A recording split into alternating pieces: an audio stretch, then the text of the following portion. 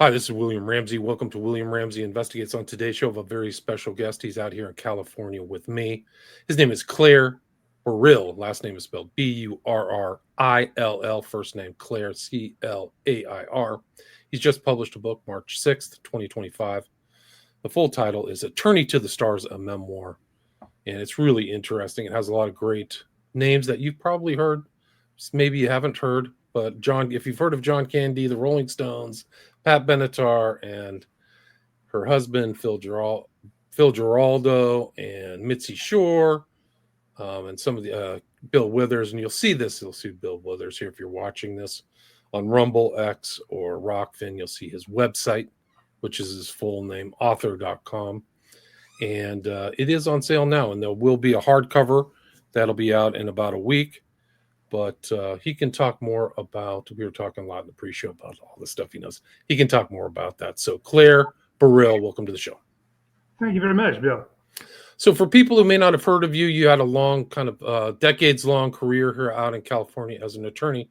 Maybe you can talk about your background, your law school background. I know you went from Wisconsin to Harvard and then back out to California. Maybe you can talk about that and what led you into kind of becoming an attorney to the stars. Sure.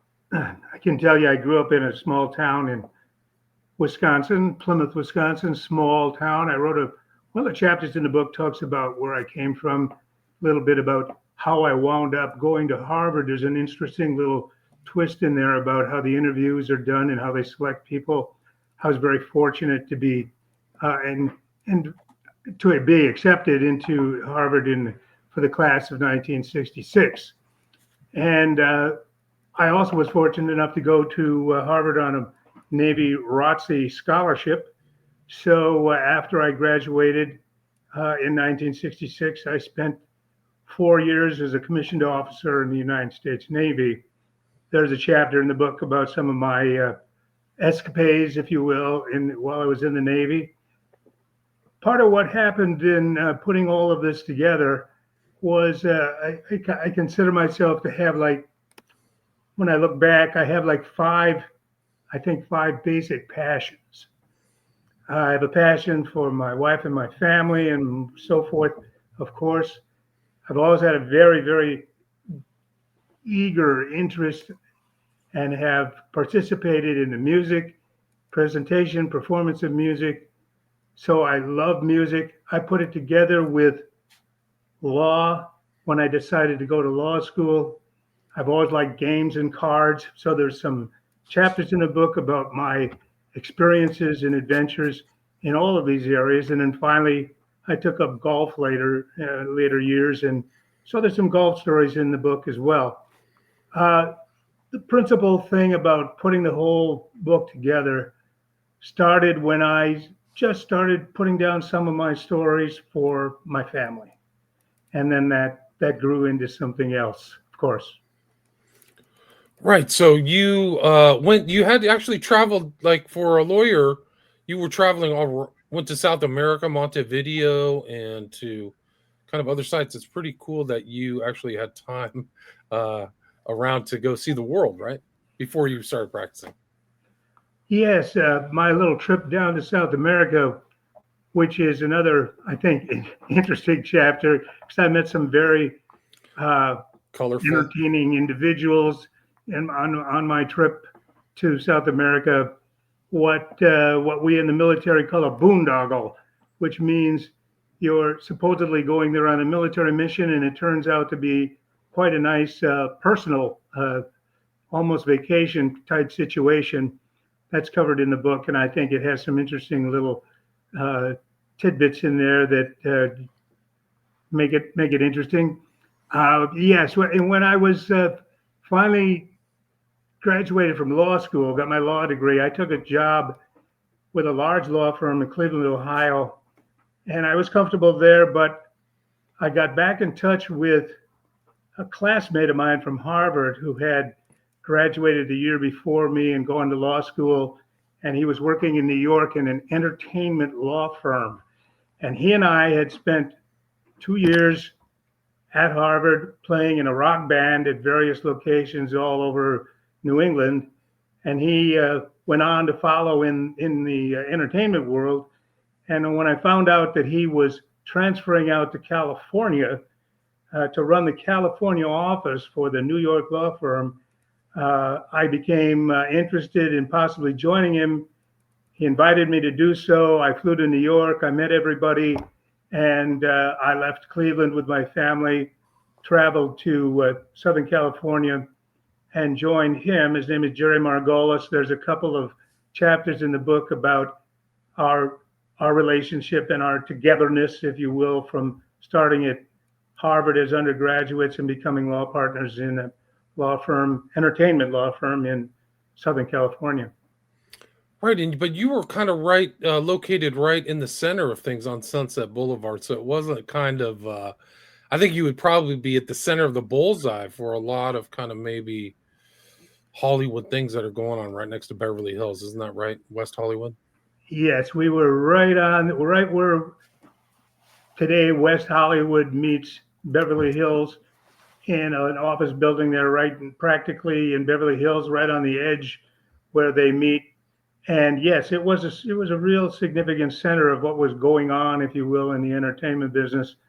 And when I joined the firm and came out to California to work with Jerry, he had several clients that were very interesting at the time. And then over the course of 4 or 5 years working together, we built up the practice. And it was very interesting, very challenging. And anyone who reads the book will learn that a lot of these things happened in my life out of coincidence, which was wonderful and fantastic. Some of these things fell into my world, and I started working with some very, very interesting people and on some very challenging endeavors.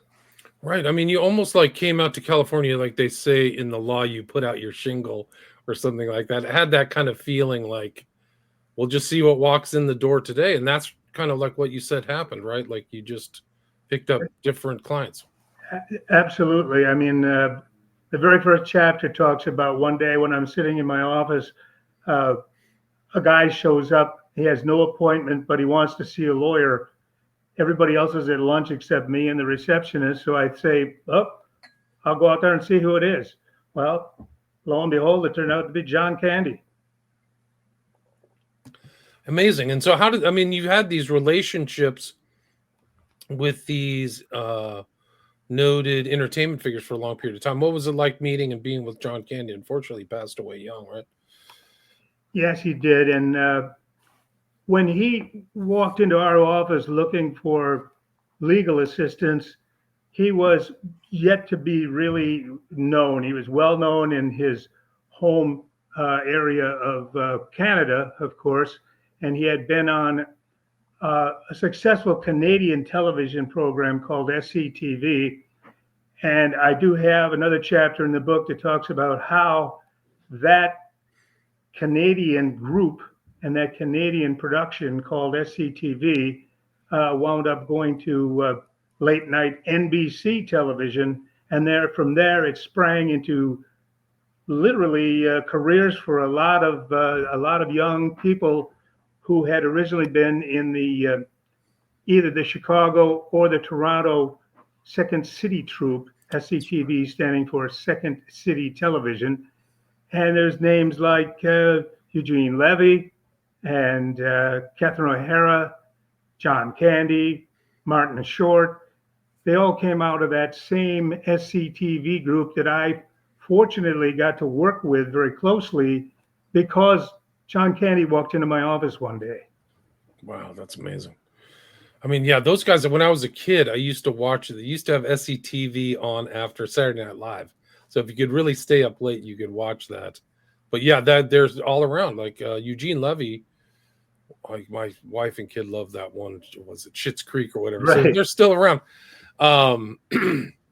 So that's one instance of your kind of thing. Like you in that neighborhood too, you had a connection to another place that started many people in the entertainment world, the Comedy Store. Can you talk about that?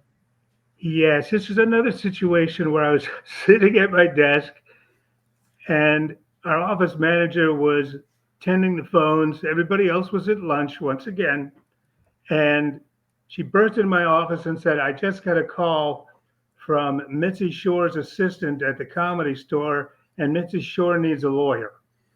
And I was young, inexperienced, didn't know much about Southern California yet. I hadn't been there very long. I hadn't been practicing law in Southern California for a very long time. And I said, okay, well, I know of the Comedy Store, but who's Mitzi Shore? And she said, well, Mitzi Shore is the owner, the operator, the manager. She's the Comedy Store. I mean, she's it. And I said, well, she said, you got to go down there. I told them you're coming. And I just said, okay. So she actually gave me directions on the best way to get there and where to park. I'm talking about the office manager. And when I got there, as I relate in the chapter in the book about my experiences there, is an interesting thing. But coincidentally, while I'm sitting waiting to go and meet Mitzi Shore, who has called and said she needs a lawyer, while I'm sitting there waiting, I'm talking to her receptionist, and the receptionist says, are you from Canada? And I said, no, my accent is actually Wisconsin. And she says, oh, really? Mitzi's from Wisconsin. Oh, wow. And I said, what? And she said, yeah, she's from Green Bay, Wisconsin. So when I went into that, what I call the inner sanctum, her office, which was nearly pitch black, very dark, very wide, very long, very large. And here's a little tiny lady, Mitzi Shore. She was petite. And she's sitting behind a big desk, and she asks me to sit down. And I won't spoil the rest of it, but when she found out I was from Wisconsin, we were married. That was it. Yeah, that's great. And she, she was there for a long period of time.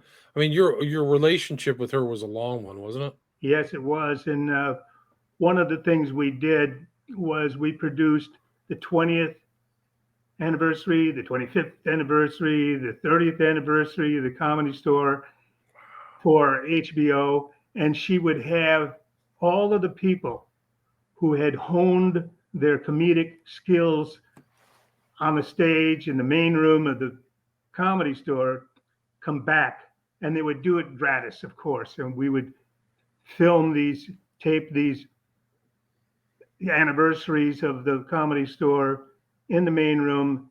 And it was wonderful going there, sitting with her and watching these things being recorded. It's incredible. And for people who don't know, the Comedy Store is still around. It's still on Sunset, and it has all the names. It's almost like a living museum in a way. Yes. What great names weren't at the Comedy Store. And I think it's kind of like almost like a mecca for all comedians to want to be there. There's no question about it. It was a springboard, and oftentimes it was a springboard and an entree to the Tonight Show. Oh, I see. And that was major for these young people trying to get a break into what they believed was, their career. Right. So that was it. It was Comedy Show, then the Tonight Show. It's funny, things have changed. I think everybody wants to be on Netflix now or something. But one of those people is Robin Williams, right? Like I'm old enough, I'm 56, I'm old enough to remember the impact of Mork and Mindy. But I mean, it was just, we always waited to have that on, watched every week when it came on TV. But he was another one, right? Yeah, and here's another coincidental situation. He was a stand-up, doing stand-up in clubs, including the Comedy Store. He was even doing mime on the street corner in San Francisco. He was doing his shtick, if you will, anywhere where anybody would listen. And he had an incredible imagination, a brain that never stopped operating. And when he made his guest appearance on Happy Days, it was because the producer of Happy Days, Gary Marshall, his 6-year-old son came to him one day and said, the show is fine, Dad, but you need a spaceman. So lo and behold, Gary Marshall goes out looking for a spaceman, and he discovers that there's this comedian who performs as Mork from Ork, and he puts him on the show, and the rest is legend. Out of that sprang Mork and Mindy, but it sprang out of a legal wrangling because ABC Television wanted to create a sitcom around Mork, Robin Williams, and he was under contract to George Slaughter Productions to do Laugh In 2. So there was a fight, there was a dispute, and it wound up a legal tangle between ABC Television and George Slaughter Productions. And we got a call from the lawyers for ABC Television, and they said, we have this thing going on. And long story short, they said, there's a comedian stuck in the middle, Robin Williams, and he doesn't have any legal representation. And his career is really in the mix here between these two giants, ABC Television and George Slaughter Productions. And we wound up with Robin Williams as a client as a result. Wow, that's incredible. Like, you've seen these people at their start too, which is really incredible. Right from the beginning, Joe. Yeah. Yeah. I mean, what a career! Like, incredible talent. It's not the other one. I mean, that's interesting that because maybe it's because you're a musician. You had a lot of musicians too.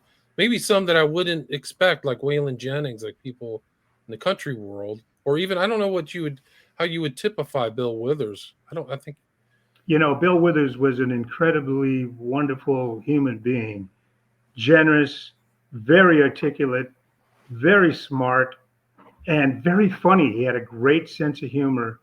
My father was a punster, and I grew up and became a junior punster, if you will. And Bill Withers was a punster as well. And we used to hit it off, I think partially because of the share of humor. I loved the music and I loved his music. But there's a little clip in the book. I do 2 or 3 chapters about the great, wonderful relationship I had with Bill Withers. And one of the little quips is when he is being deposed in a lawsuit. I won't spoil it, but there's some humor into what happens in that deposition that I think readers will find particularly interesting. And how did you run into Waylon Jennings and all these guys out in the Midwest or Central? Well, what happens is there's like 3 or 4 major areas in the United States that deal with what we call the entertainment business or the entertainment industry. And of course, there's New York and Los Angeles, no doubt whatsoever. You got Detroit with Motown. You had Nashville with country for sure, the major country music area in the country. Florida grew up with a lot of interesting entertainment things that wound up. Now you have Disney all over the place in Florida, but there were other things that sprang up there. But your major, early on, there were like 3, New York, Los Angeles, and Nashville. And then you added Detroit. There was a little bit in Chicago and a little bit in Florida, but those were the major ones. And so if you had an office in New York, you had to do business in Nashville as well as Los Angeles. If you were large enough and good enough and successful enough, you could have an office in all 3 locations. But if you didn't have an office in all 3 locations, you certainly had to spend some time in each of the 3 locations. So we would, from time to time, send somebody to Nashville, even though we didn't have an office there. There would be something that would come up. It might come up through a manager or a record label or some other people who had contact with artists, performers, celebrities in Nashville. And, oh, this guy in Nashville needs a lawyer. Well, boom, get on a plane, go down there, because this is business. This is what you have to do. And that's how we wound up with Waylon Jennings. He was first serviced by my good partner, Jerry Margolis. But then later on, I became more and more involved in his doings and his world and his career, his recording agreements and so forth. And then you will find in one of the chapters in the book, I wind up getting invited to go on tour with him on what was called the Wembley Tour all over Europe. Oh, and wow. I called myself the 13th member of the band because there actually were 13 of us that wound up on this tour, and it was Waylon and Buck Owens and Tammy Wynette, and then all of their entourage and the band members and so forth. But as far as Waylon's entourage was concerned, there were 12 until I joined. So I became the Wow. 13th member of the band. That's amazing. It's amazing. This is like a history book. It's a memoir, but like these are like very well-known people. These are all like superstars that you know from the very beginning. And it wasn't just that, like you added another lawyer to your firm. You said his name was David Braun, but that brought in Bob Dylan, right? That's correct. David was a very, very successful attorney in New York City who I mentioned in the book literally stumbled into a situation where he wound up at the place where Bob Dylan, when he was young and unknown, was performing in the Village, in Greenwich Village in New York. And long story short, as far as David was concerned, he wound up being Bob Dylan's attorney. And through his relationship with Bob Dylan, he was also the attorney to Neil Diamond, the Jackson Five, and I think Barbra Streisand and several others.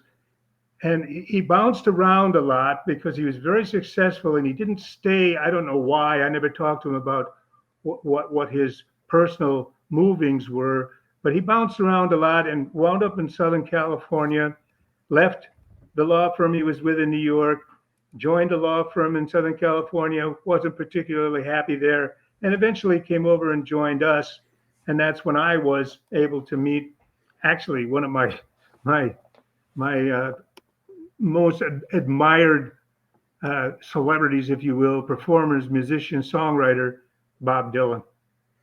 Wow, it's crazy. And I mean, it's amazing. And it's not just the songwriters. You also represented or associated with a very important part of the industry, not the song players, but the songwriters, like the talent. You mentioned somebody who I know, Neil Sedaka, who wrote songs for so many famous people. Right. Maybe you can talk about him and Ken and Mitzi Welch. Right. Ken and Mitzi Welch were amazing people. They started out working on early television, wound up meeting Carol Burnett and became responsible for doing all of her shows, setting up the music, setting up the comedy, coordinating it, organizing it. And then they worked with Barry Manilow and a bunch of other people. I got a call one day from their manager, and he said, I have these clients, Ken and Mitzi Welch, and they need an attorney to help them with some things. And I just think you've got the right personality to work with them. And I met them and we hit it off and we became very, very close, both professionally and personally.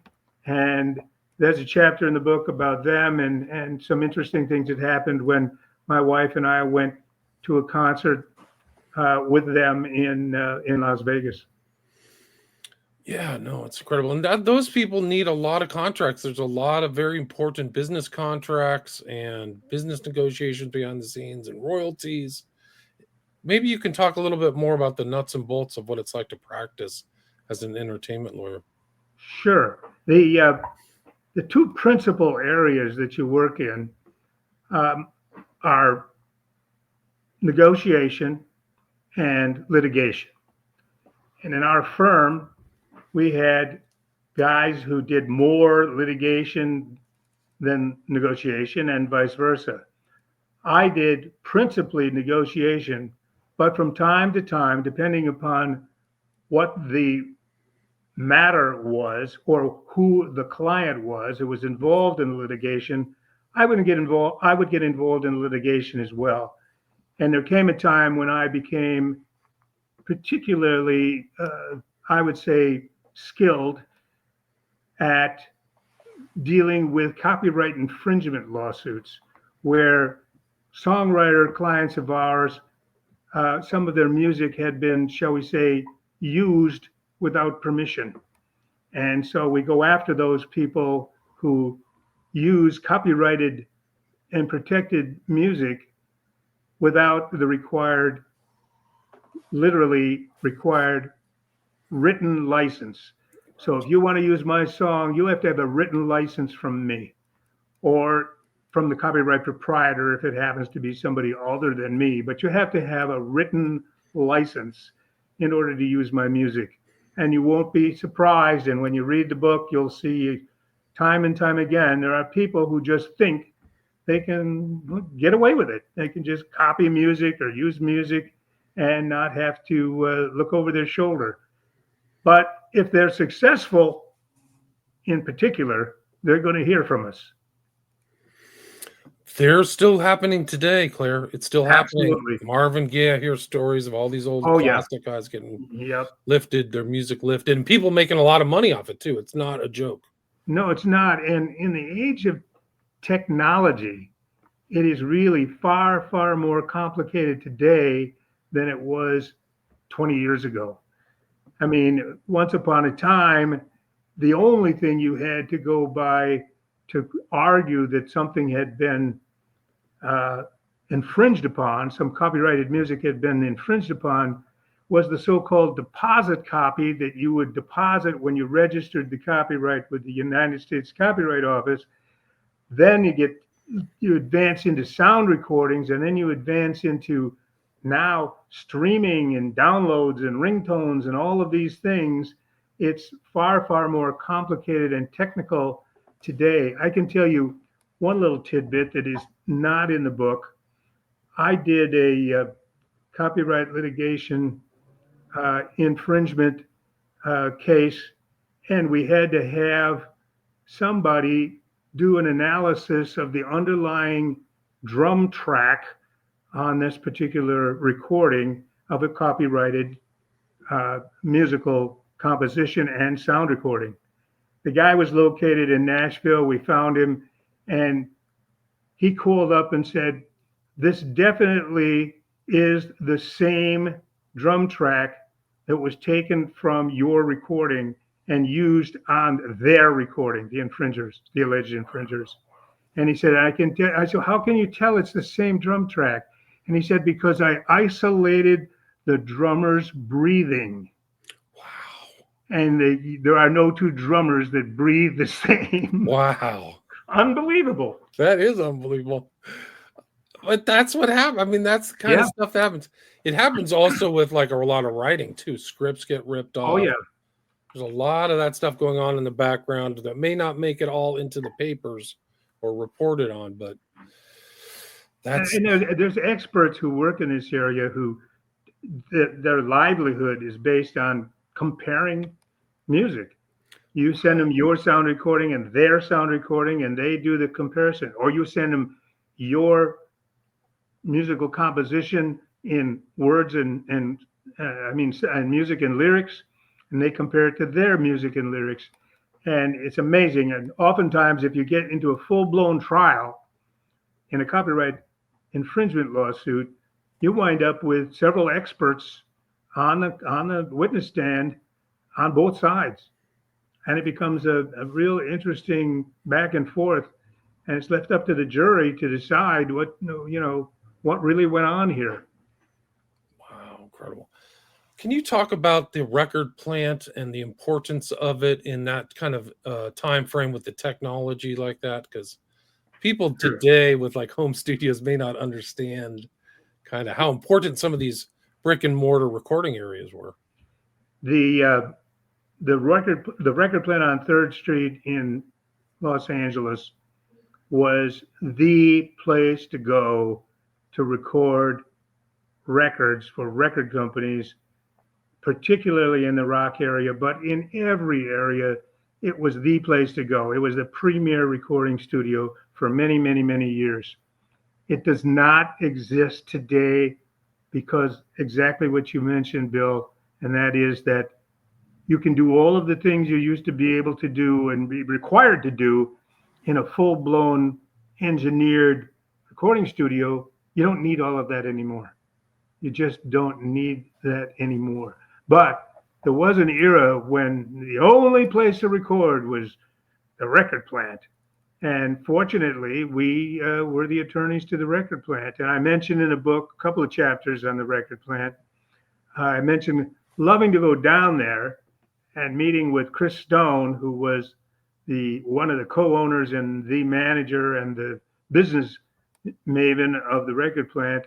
I'd find an excuse to go down there because I might bump into Alice Cooper, or I might bump into Leon Russell, or the Rolling Stones, or the Beatles, or you never knew. There was always somebody there recording their latest album. It's incredible. I think there were only really 4 in all of LA that people preferred. I remember there was one on Wilshire, closer to Santa Monica, that Bob Dylan recorded at. These are no longer functioning, but Sunset Studios or something. Does that sound right? Yeah, that rings a bell. That rings a bell. Yeah, there were only a few places. The record plant was Yeah, the record plant was premier. I mean, everybody said, "Oh, I'm recording at the record plant," of course. And then when some of the big bands started coming out of the San Francisco area, some of the Grateful Dead and some of the others that came out of that in that era, Chris Stone and his partner Gary Kellgren were smart enough. They opened up record plant in Sausalito, California, to service all of those people. I mean, it's just very smart. I mean, if you don't want to have to travel all the way down to Los Angeles, well, we'll put a studio in your backyard. And I think Fleetwood Mac recorded it that Yes, they did. Fleetwood Mac was one of the major ones that recorded there. Janis Joplin and several others. Yeah, no, it's incredible. And you kind of like, I mean, it's kind of like one of the luxuries as a lawyer too. You got to hang out with a lot of these guys in kind of their personal time, play golf, and kind of know. I mean, it becomes a personal relationship, doesn't it? I was very fortunate in that respect, because I believe there's a lot of lawyers who don't wind up in personal relationships with their clients. But for some reason, I was fortunate to just kind of like, I don't know, meld into their world and exist into the world. And I think one of the reasons, when I look back on it, I think one of the reasons was that I was very, very upfront, straightforward, nothing hidden. I could never possibly imagine being what you would call a yes man. And so even if it was bad news, I shared it with them. And I said, you have to know this. I'm not going to try to butter it up or make it look better. This is where we're at. And here's your alternatives. We can do this or we can do that. But, we got a problem here we have to deal with. And people like you to be straightforward like that. And that develops the personal side of working with these people, I think. Wow. And you talk about Dupar's, like Dupar's sounds familiar to me as somebody who's lived in LA for 20 years, like driving around and talking with people and car accidents and all that stuff. Yeah. It's also you talk about personal life. Like I read about Mick Jagger's, I probably had a lot of these types of suits, but somebody who claimed to be his offspring, right? Right. There was a woman in Orange County, California, who claimed that Mick Jagger had fathered one of her children. I got involved one day. I got a call, and there's a chapter in the book about this, and I wound up going down there. The major problem was the woman and her attorney were trying to tie up the box office proceeds at a Rolling Stones concert at a venue in Costa Mesa, California. And of course, they were trying to get to money, all right? And they went for what is called a writ of attachment to try to tie up the money at the box office. My job was to go down there and deal with it. And as people will read in the book, they'll find out what happened and how I dealt with it. And of course, how Mick Jagger left without having to do anything further in Costa Mesa, California. Right. I mean, just the kind of people who need help. It goes all the way up to the present. I see that you kind of interacted with Lady Gaga too. So these aren't just stories from the 70s or 80s. Yeah, Lady Gaga was one of those people who thought, I think, incorrectly, that using somebody else's music was okay as long as you changed it enough. But she found out that that doesn't work. Right. Well, you have a lot of stories to tell, a lot of interesting stuff. It's almost like in a history book, like just the amount of people that you knew, such important people. There's more things in the story. You talk about Huey Lewis, other names that people might know, Lena Horne and the Stones and all these other things. I mean, I definitely recommend people check out this book. What anything else you'd like to add or anything I missed before we kind of wrap up the discussion about your book? No, I think we covered just about everything. I mean, the book is on sale. You can get it on Amazon. You can go to my website at clairburrillauthor.com and take a look at it there. There's some reviews you can take a look at and find out if there's something you might want to pick up and read. Right, and a lot of stuff. You see the pictures here. There's Clair right there at his desk, looking very loyally. And the book launch was the 13th. So there's a party on the March 23rd. And That's a book signing at Barnes and Noble in Westlake Village. The launch reference there as 313 is actually, that has happened, of course, and the launch of the hard copy will follow after this March 14 to 18 period. Probably sometime around St. Patrick's Day, the hard copy will be available through my website and also online at Amazon and in your local bookstore. Excellent. And if people want to reach out to you, Clair, the website's the best place. I see that there's kind of like an email opt-in too and a email address. Is that right? Well, there's an email address for my publicist.